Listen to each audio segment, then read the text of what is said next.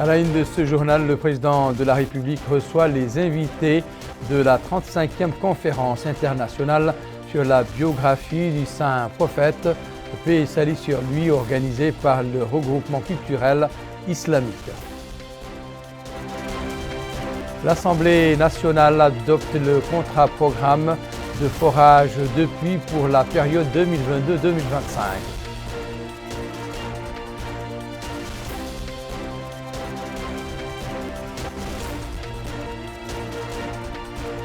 Les concurrents du Rallye Africa Eco Race en bivouac à Chami, première étape de la compétition sur notre sol. Mesdames, Messieurs, bonsoir et bienvenue à cette édition du journal. Je vous l'annonçais dans les titres. Le président de la République, M. Mohamed Ould Cheikh Ghazouani, a reçu ce mardi en audience les invités de la 35e conférence internationale sur la biographie du saint prophète, paix et salut sur lui, organisée par le regroupement culturel islamique. Cette rencontre intervient suite à la clôture des activités de ce colloque organisé cette année sous le thème « Les valeurs éthiques dans le message de l'islam et leur impact sur la diffusion du message de paix dans le monde ». À l'issue de l'entrevue, le ministre palestinien des Awqaf et des Affaires religieuses, M. Cheikh Hatem Mohamed El-Bekri, a déclaré que cette rencontre a été fructueuse et constructive pour ce groupe d'éminents jéridis et qui ont assisté à la conférence sur la vie du prophète, paix et salut sur lui, à Nouakchott au cours de ces 2 derniers jours. Il a ajouté que l'audience leur a permis d'échanger les vues avec le président qui avait parrainé cette conférence, ce qui l'a enrichi et revêtu d'une extrême importance en termes de performance, d'activité, d'accueil et de résultats. Nous avons remis à son Excellence le président le communiqué final de cette conférence, a-t-il fait savoir, avant de déclarer que le président de la République a donné ses directives aux 2 conférences et a demandé qu'il y ait plus de réunions liées au thème de cette conférence sur la Sunna et la biographie du messager d'Allah. L'actualité parlementaire marquée ce jour par l'adoption en plénière du contrat-programme de forage de puits pour la période 2022-2025.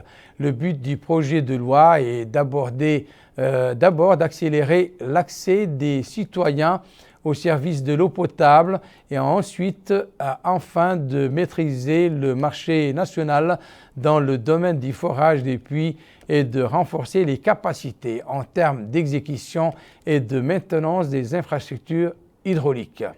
Mohamed Khattab. C'est une plénière tenue aujourd'hui sous la présidence du premier vice-président de l'Assemblée nationale, M.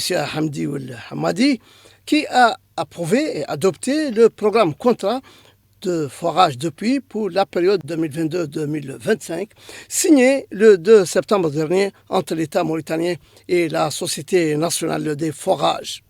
Le projet de loi vise à permettre l'accélération de l'accès des populations au service de l'eau potable et maîtriser le marché national en matière de forage et puis, en plus du renforcement des compétences dans le domaine de la réalisation et de la maintenance des infrastructures hydriques.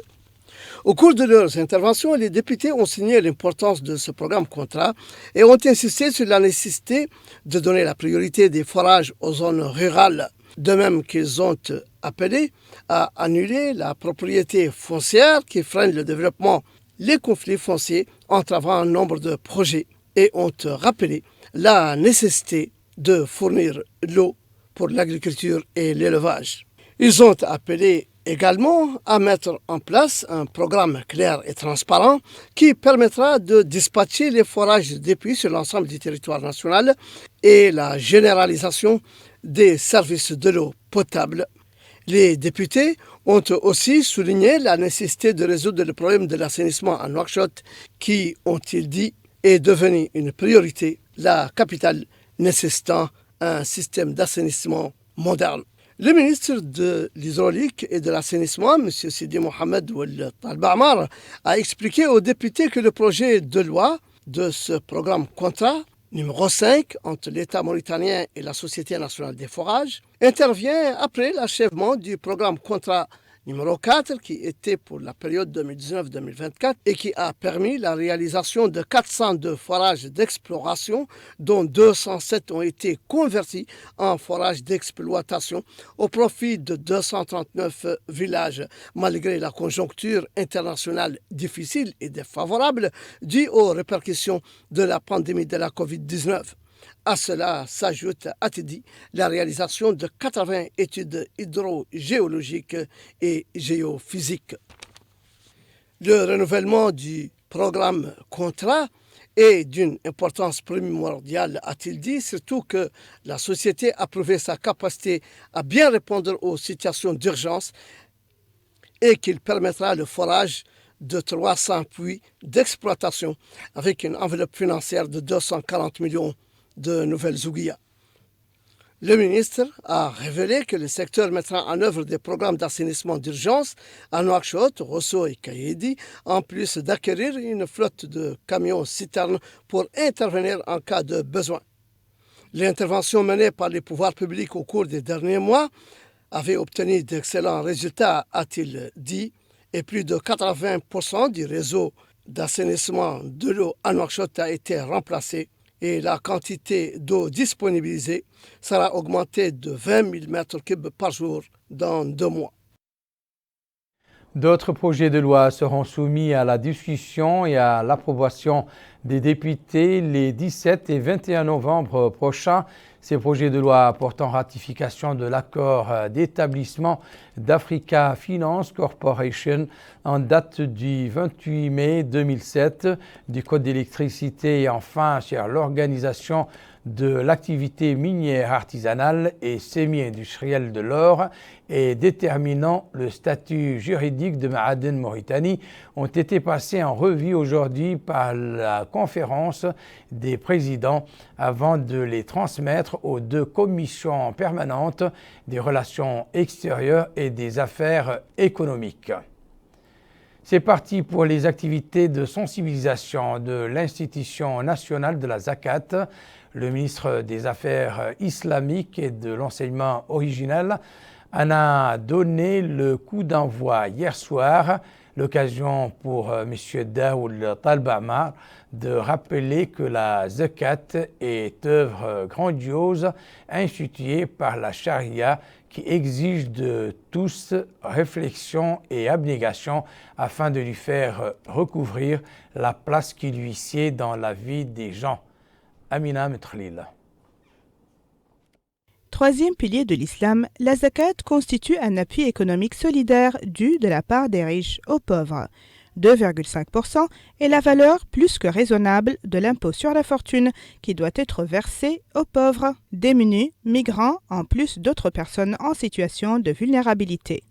Pour sensibiliser sur l'importance de la zakat, le ministère des Affaires islamiques et de l'enseignement originel a organisé, en collaboration avec le FNUAP, des journées de sensibilisation au lancement de la Fondation nationale de zakat. L'occasion pour le ministère des Affaires islamiques et de l'enseignement originel, M. Daoud Sidi Ould Talb, d'indiquer que la mise en place de la fondation vise à atteindre l'objectif noble de solidarité et d'aide sociale, tel que stipulé par la loi islamique. La zakat étant un moyen efficace d'impacter positivement la vie des populations démunies, jouit d'une place de choix dans les enseignements de l'islam. Elle contribue ainsi à la cohésion sociale et à la lutte contre la marginalisation.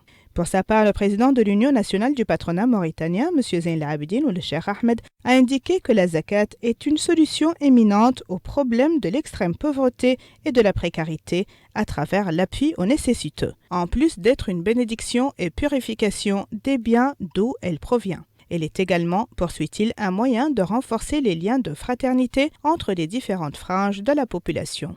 Quant au représentant résident du FNUAP dans notre pays, il a précisé que la zakat peut également être dirigée vers des sujets d'intérêt général, tels que le renforcement des capacités des femmes au lieu de sa consommation directe.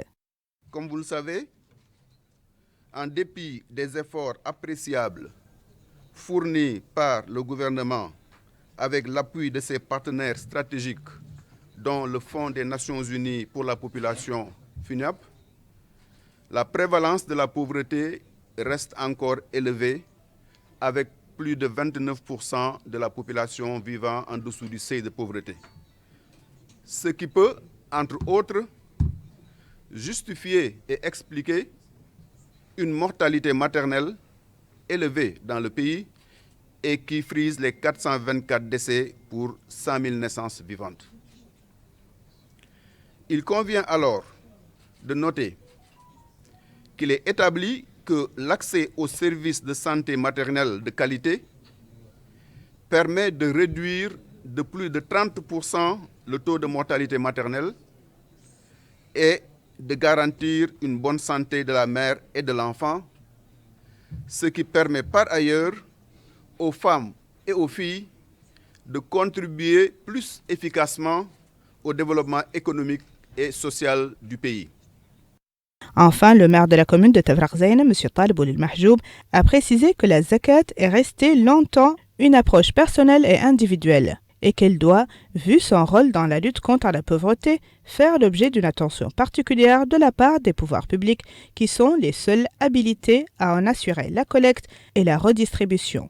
Il est à noter que l'institutionnalisation de la taxe islamique zakat et sa distribution équitable selon les enseignements de l'islam contribuent largement au soulagement des populations pauvres et renforcent le sentiment d'appartenance sociale et de solidarité. Hier, M. Ould Talib Ammar était au rendez-vous d'une autre activité relative à la remise de prix aux lauréats du concours organisé par l'ONG El Yed El Oulia au profit de jeunes enfants qui ont assimilé le Saint-Coran. Aminata Khan. Encourager les jeunes à la mémorisation du Saint-Coran figure parmi les actions menées par une association de bienfaisance coétienne dénommée Boubiane. Ce présent concours est organisé sous la supervision de l'association coétienne La Haute Main en collaboration avec le ministère des Affaires islamiques et de l'enseignement originel. La cérémonie de remise des prix aux lauréats du grand concours de récitation du Saint-Coran a eu lieu en présence du ministre des Affaires islamique et de l'enseignement originel Dah Ould Sidi Ould Ammar Talib, le directeur de l'enseignement originel au niveau du département, a indiqué que cette compétition a été différente sur plusieurs aspects. Il cite l'âge des participants et la précision des thématiques. Le concours a été également une grande réussite selon le directeur de l'enseignement originel et une belle expérience pour les jeunes participants. Les organisateurs, poursuit-il, dans un esprit d'encourager les participants, ont primé 60 participants, une première dans notre pays, déclare-t-il enfin. La commission de supervision coétienne a salué l'organisation réussie de l'événement et l'intérêt que nos dirigeants accordent aux sciences islamiques. L'un des membres a indiqué que le programme de la compétition a été respecté et qu'ils sont très heureux de collaborer avec les autorités mauritaniennes. À la fin de son allocution, il a indiqué que les membres du jury ont été impressionnés par les capacités de mémorisation du Saint-Coran des jeunes et le niveau très élevé de la compétition. Enfin, les jeunes ont reçu leur prix des mains des autorités. Le comité national chargé du suivi de l'exécution du Fonds de solidarité sociale de lutte contre le virus Corona a passé aujourd'hui en revue le rapport relatif au bilan de gestion du fonds durant les mois de juillet et septembre dernier. En termes de chiffres, le ministre des Finances a indiqué que les recettes du fonds durant cette période ont atteint 5 535 millions MRU dans le chapitre des donations en nature et celle des dépenses 5,9 milliards pour la même période. M. Selmou Ould Mohamed Mbadi a indiqué que les ressources du fonds proviennent des contributions de l'État, des sociétés internationales ainsi que des particuliers. Il a affirmé que le fonds a reçu jusqu'à présent 11,12 milliards MRU, précisant que les partenaires au développement ont contribué de plus de 2 milliards nouvelles monnaies. Le ministre de l'Éducation nationale et de la réforme du système éducatif poursuit ses visites d'information dans les établissements scolaires. Ce matin, M. Brahim Val Mohamed Lemine s'est rendu à l'école Cheikh Souleymane Baal de Sepra, où il a écouté des observations et des suggestions se rapportant à l'opération éducative fournie par les enseignants. Abdul Adamabba nous dit plus sur cette visite. L'école Cheikh Souleymane Baal de la Moukata de Sepra a reçu la visite du ministre de l'Éducation nationale et la réforme du système éducatif. Sur les lieux, Brahim Val Mohamed Lemine s'est enquis des conditions d'études des apprenants. Il a accompagné du Wali de la wilaya Nouakchott-Ouest et du personnel pédagogique puis s'est informé sur les lieux des transformations que cette école a connues. Cette cérémonie a débuté par une séance de levée des couleurs en présence des élèves de cet établissement. Ces derniers ont entonné l'hymne national au cours de ces rencontres. Le ministre de l'Éducation nationale et la réforme du système éducatif est entré dans les salles de classe afin de s'informer du déroulement des enseignements prodigués aux élèves. À la fin de ce déplacement, Brahim Val Mohamed Lemine a déclaré que cette visite s'inscrit dans le cadre des déplacements au sein des établissements de toutes les wilayas de la capitale afin de suivre le rythme de transformation avec la mise en place d'une école républicaine. Il a enfin précisé que l'objectif de cette réforme est de permettre à tous les élèves d'être sur un pied d'égalité en gommant les différences avec l'adoption de l'uniforme scolaire et développer l'esprit civique et renforcer la cohésion sociale. Le ministre a, au cours de ce déplacement, eu à échanger avec le personnel enseignant. Direction la Mourata de Djigeni, dernière étape de la visite du ministre de l'Élevage dans la wilaya d'Ihod Sharqi. M. Mohamed Abdallahi Ould Athman a tenu durant cette tournée des séries de réunions avec les élus locaux et les chefs des services régionaux, lesquels l'ont entretenu sur les problèmes posés. Le ministre a saisi l'opportunité de ces rencontres pour insister sur des sujets portant sur l'ancrage des principes de l'école républicaine, la préservation du couvert végétal, la préservation contre les feux de brousse et la mécanisation du secteur pour assurer plus de rentabilité. Nous allons à présent rejoindre son collègue du commerce, de l'artisanat, de l'industrie, de l'artisanat et du tourisme qui est parti à la rencontre des participants au rallye Africa et Corrèze dans leur bivouac à Chami, première étape de la compétition sur notre sol. Plus de 500 concurrents prennent part à cette édition du rallye qui va passer une semaine à Mauritanie, notamment dans les wilayas de Dakhlet Nouadhibou, de l'Adrar, de l'Assaba et du Trarza. Organisateurs et concurrents du rallye ont exprimé leur joie pour l'accueil qui leur a été réservé. Nous les écoutons. T-H-I-E-2-R-Y, Scharff, S-C-H-A-R-F-F. Je suis un peu, Jean-Louis Schlesser aime bien dire que je suis la voix du rallye. Donc, la voix du rallye, comment vous trouvez la Mauritanie? La Mauritanie, on y vient depuis plus de 14 ans, puisque c'est la 14e édition, mais il y a eu 2 années où on n'est pas venu, donc ça fait très long, on y vient depuis le début, à cause du Covid évidemment. On y vient depuis toujours, on y a un accueil fantastique, et c'est le plus beau terrain de jeu. Le désert mauritanien, c'est le plus beau terrain de jeu qu'il existe au monde pour faire un rallye comme l'Africa et Corrèze. Donc on y vient avec plaisir, et voilà, et on y revient toujours, et je pense qu'on y viendra toujours. Au fur et à mesure du temps, depuis ces plus de 15 ans, depuis 2009, on a appris à travailler ensemble et à se connaître et à avoir une confiance mutuelle. Ce que le ministère du Tourisme fait en nous permettant de faire les visas au bivouac, c'est une preuve de confiance parce qu'on leur donne des listes et après les gens passent sans problème, et après ils viennent au bivouac faire leur visa. Donc c'est vraiment une preuve de confiance, et c'est une solution extraordinaire parce qu'on ne perd pas de temps. Avant, on passait 3 heures ou 4 heures à la douane à faire les visas, et ça foutait un peu en l'air la première journée de rallye. Donc c'est vraiment une solution incroyable, et c'est vraiment une preuve de confiance, et on les remercie évidemment.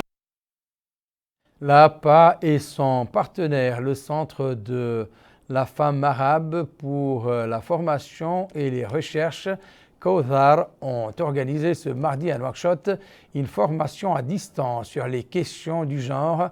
La formation qui profite à des journalistes est dispensée par des experts du centre Kawthar. Naja Jekani.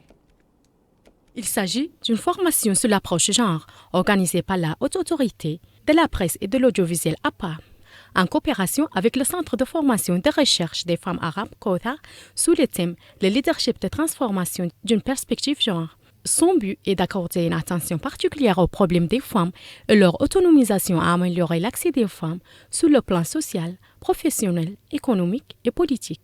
Ouvrant les travaux de cette formation, le président de la Haute Autorité de la Presse et de l'Audiovisuel APA, M. Hossein Oulmeddou, a indiqué qu'au cours de cette formation, des exposés seront projetés sur le leadership de transformation intégrant la perspective genre. Ces exposés, ajoute-t-il, visent à combattre les stéréotypes déformant l'image de la femme en général dans la société d'une part et d'autre part, à motiver le changement positif de ces stéréotypes. Parmi les participants à cette formation, des journalistes, des juristes et des personnes actives dans le domaine de la promotion de la femme. Le genre est, selon les participants, une approche de complémentarité qui traite et gère les rôles joués par hommes et femmes dans le cadre d'une seule société. Nous savons, dit cette participante, que le monde aujourd'hui s'intéresse surtout à la promotion de la femme et son autonomisation pour qu'elle puisse subvenir à ses besoins et avoir son opinion propre. La formation, poursuit cet autre, porte sur la cause de la femme et l'importance du renforcement de ses capacités et de son autonomisation et de lui doter des moyens nécessaires pour qu'elle puisse avoir accès à tous ses droits. Il est à noter que la présente formation entre dans le cadre de collaboration liant la Haute Autorité de la Presse et de l'Audiovisuel APA et le Centre Kawthar, acteur principal tunisien de la défense des droits de la femme, une défense effectuée en Mauritanie conformément aux enseignements de notre religion islamique et à la loi nationale. Autre rencontre, celle organisée ce matin par la Direction générale de la Sécurité nationale en collaboration avec Interpol et l'Union européenne, centrée sur le programme du système des données policières en Afrique de l'Ouest. Le séminaire vise à informer le secteur de la police nationale et les pays de l'Afrique de l'Ouest sur le système et son rôle dans la performance des corps judiciaires dans la région. Plus de détails avec Abdullah Damaba. Cette session d'information sur le programme du système d'information policière de l'Afrique de l'Ouest, CIPAO, vise à informer la police nationale et des pays de l'Afrique de l'Ouest des fonctions de ce système, son rôle dans l'amélioration de la performance des forces de sécurité de la région, le renforcement et soutien aux autorités locales, entre autres. Cette rencontre est organisée par la Direction générale de la Sécurité nationale en collaboration avec Interpol avec l'appui de l'Union européenne. Le secrétaire général du ministère de l'Intérieur et de la décentralisation a loué la tenue de cette session d'information et la mise en place de cette plateforme régionale. Il a en outre salué les acquis qui ont été enregistrés dans le cadre de la sécurité et stabilité du pays grâce à l'approche sécuritaire mise en œuvre sur instruction du président de la République. Le directeur de la police judiciaire au niveau de la Direction générale de la Sécurité nationale a pour sa part mis en avant l'engagement de la Mauritanie pour la réussite du programme CIPAO qui constitue, dit-il, une priorité.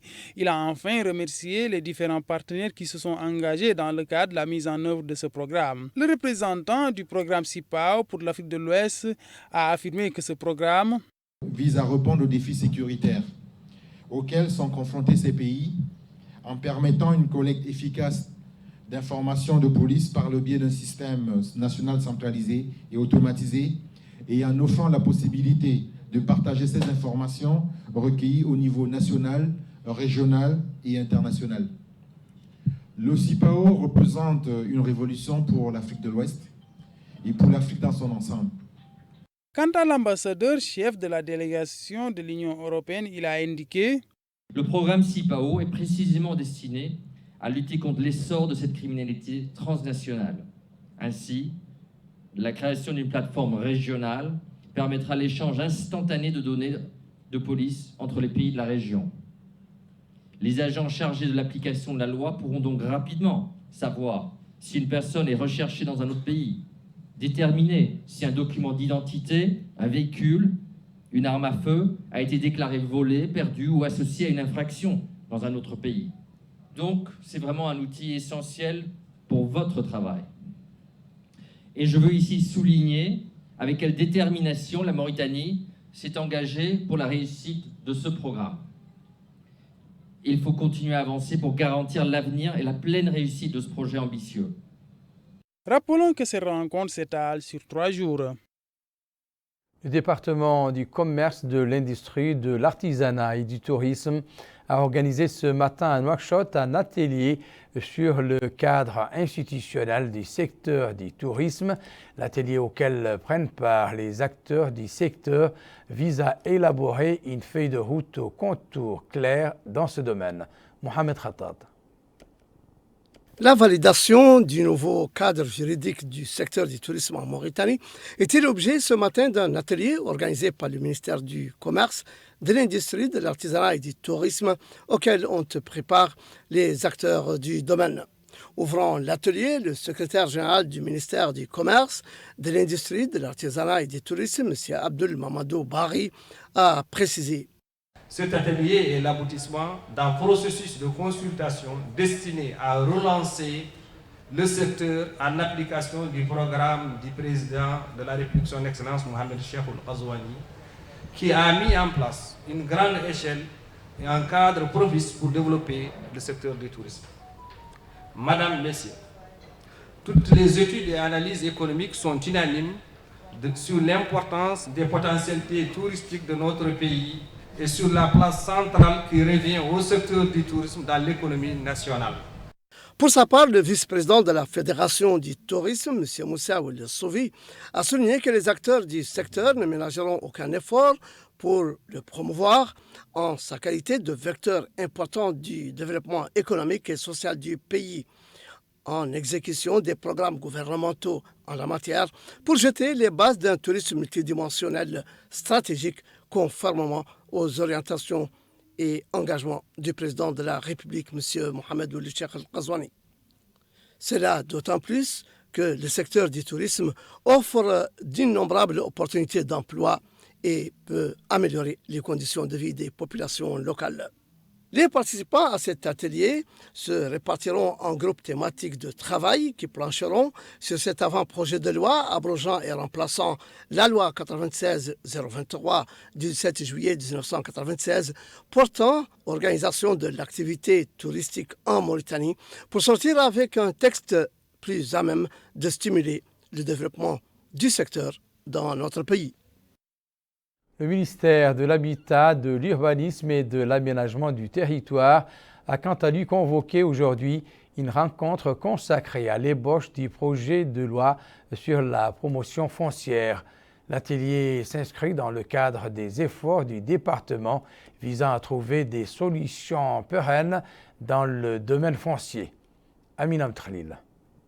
L'avant-projet de loi de la promotion immobilière est l'objet de l'atelier organisé par le ministère de l'Habitat, de l'Urbanisme et de l'Aménagement du Territoire. À cet atelier de concertation prennent part des représentants du ministère de l'Habitat, de l'Urbanisme et de l'Aménagement du Territoire, aux côtés de leurs homologues du ministère de la Justice, ainsi que des représentants de l'Union nationale du patronat mauritanien.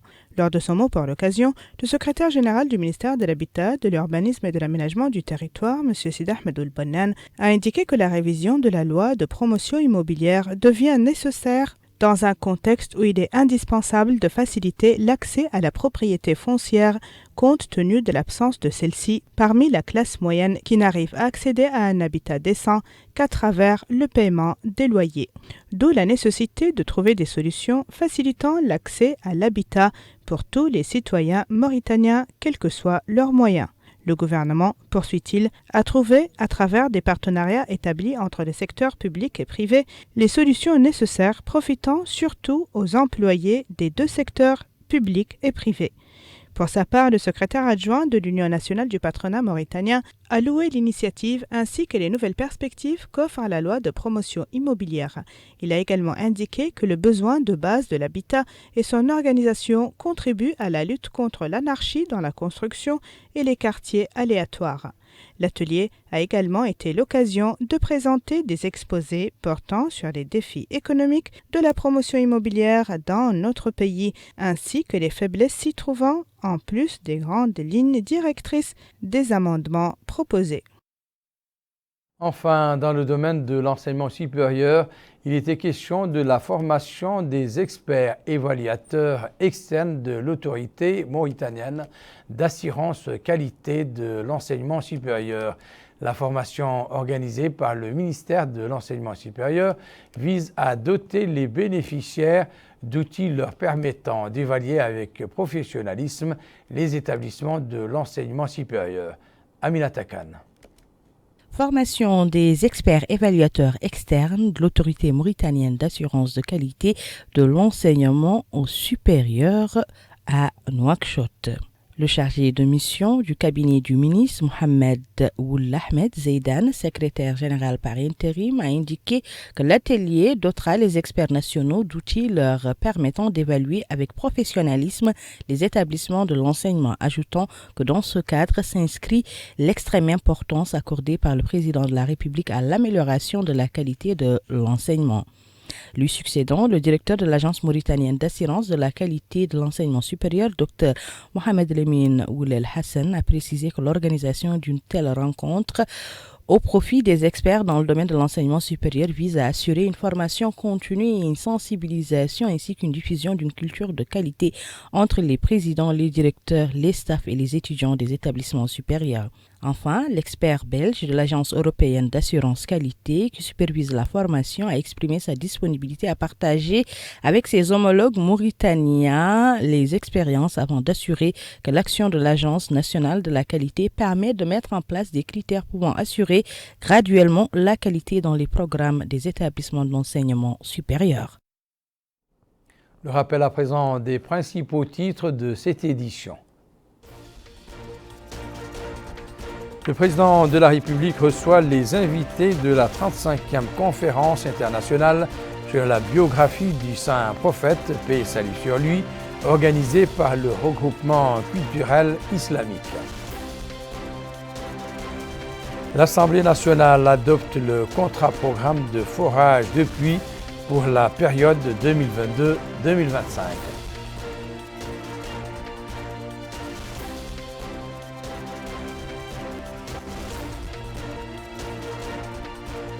Les concurrents du rallye Africa Eco Race en bivouac à Chami, première étape de la compétition sur notre sol.